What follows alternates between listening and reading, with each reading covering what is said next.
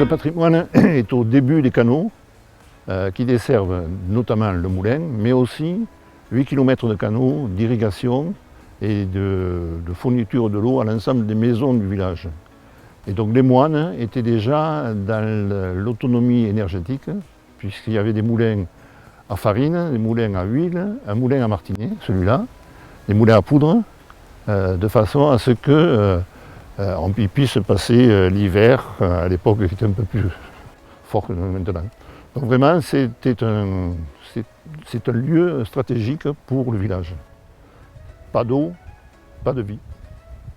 Donc la municipalité ne s'est pas intéressée au projet, il a été porté par une association et depuis le début, c'est un projet citoyen. Voilà. Ensuite, dans le cadre de TEPCV, la communauté de communes s'est intéressée à la région et le parc naturel des Rancos nous ont aidés pour ce projet. La commune n'est jamais intervenue pour ne pas faire l'amalgame entre les élus et qui étaient aussi dans le projet citoyen. Sans les citoyens, le projet ne serait pas sorti parce que à l'époque, le terme de résilience, la transition énergétique n'était pas du tout dans les intérêts des élus.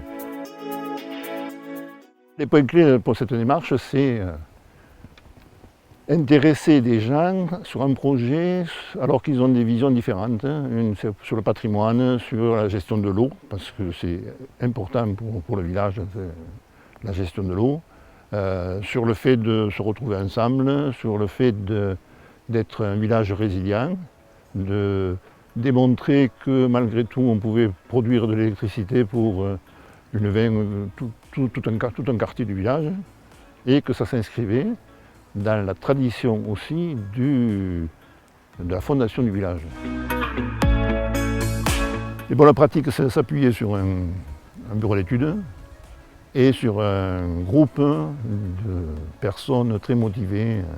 Dans ce cas-là, c'est des jeunes retraités, parce que c'est des projets chronophages où il y a beaucoup de choses à gérer au plan technique et administratif.